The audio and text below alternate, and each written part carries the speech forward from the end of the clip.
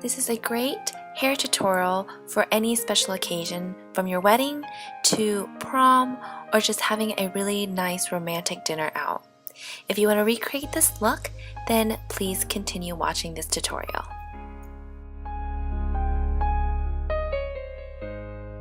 First, I'm going to do is brush out all of the tangles and knots in the hair and apply a heat protectant to the ends of the hair. We're going to curl the hair in order to make it easier to work with for this updo.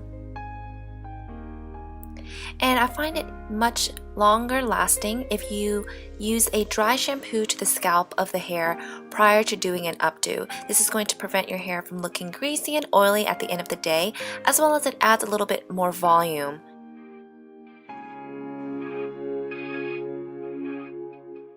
So I'm applying it to the roots and then massaging it into the scalp of the hair, and then making sure that it is distributed evenly throughout the whole entire head.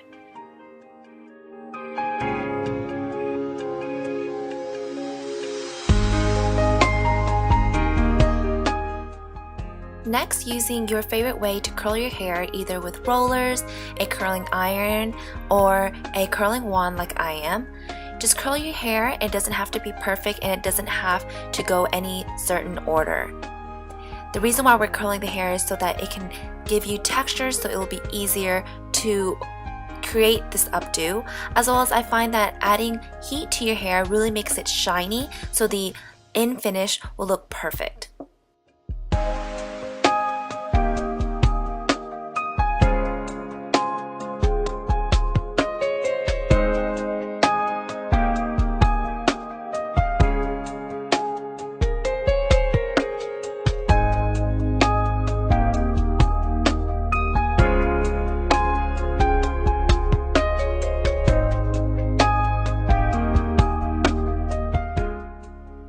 After we have finished curling all of the hair, we're going to split the top crown area for teasing. This is going to give you volume for the updo.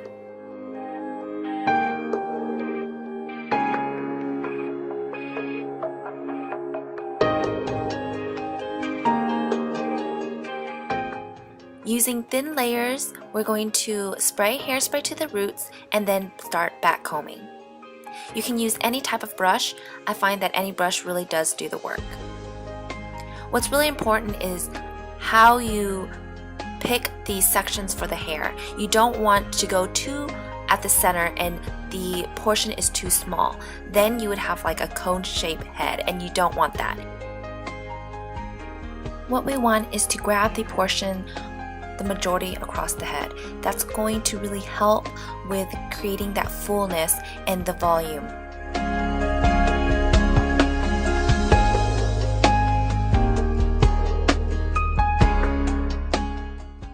Now we're going to take the section that we've already teased and we're going to smooth the edges and twist the bottom. Loosely twist and then tuck it under. This is going to give you that perfect volume for the top of the hair. Once you find it to be perfectly placed, start bobby pinning all of it in place. Make sure that it's very secure. I like to crisscross the bobby pins to ensure that it is really, really secure. You don't want it to fall at the end of the day. Depending on your length of hair, for the ends, I like to twist it and then tuck it under the bump that we just made.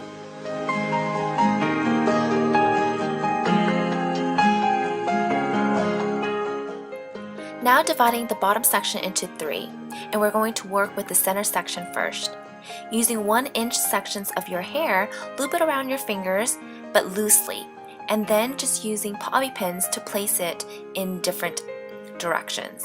We don't want it to look uniform. The messier the better, I find, and the looser it is, it's going to look more romantic. You don't want anyone to look at the hair and notice where it starts and begins. So you can loop through the holes that you've already made and just place it in place wherever you'd like. There isn't really a formula to this look. You just kind of go along with the hair depending on the length of hair that you have. If you have longer hair, then of course you're going to have to loop the hair around your fingers more than once. And of course, if it doesn't work out the first time that you've already looped it around, you can just undo it and start over again for each loop. And then on the side, I find it to be a lot more challenging because you don't want it to be too tight, because then the look won't look as romantic and effortless. So what I do is I roll it to the end and leave it loosely, then I will pin it to the side of the hair. Make sure everything is in place and we're almost finished. You can leave your hair like this, or you can actually accessorize it with a beautiful flower or a hair piece like I am. I like to apply it to the side of the hair so you can still see the beautiful volume on the top, and then make sure you secure it with some bobby pins. We ran out of blonde color bronze bobby pins, so I'm unfortunately having to use black ones, but of course if your hair is dark, use the bobby pin accordingly.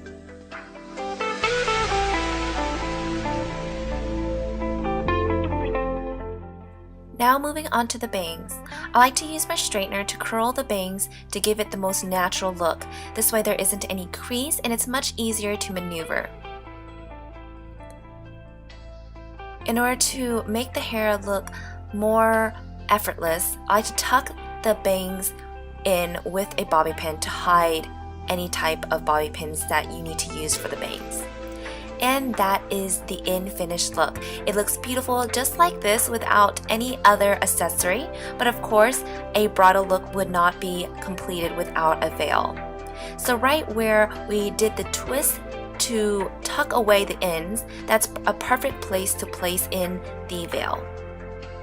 Then you just fluff the veil a little bit, and my secret trick is to spray a little bit of hairspray into the veil so that it will stay in place, and that is the finished look. I hope you guys enjoyed this quick tutorial and hope that you find it helpful. This is the sneak peek of the beautiful bridal makeup. Please come back at the end of next week for the tutorial. Bye!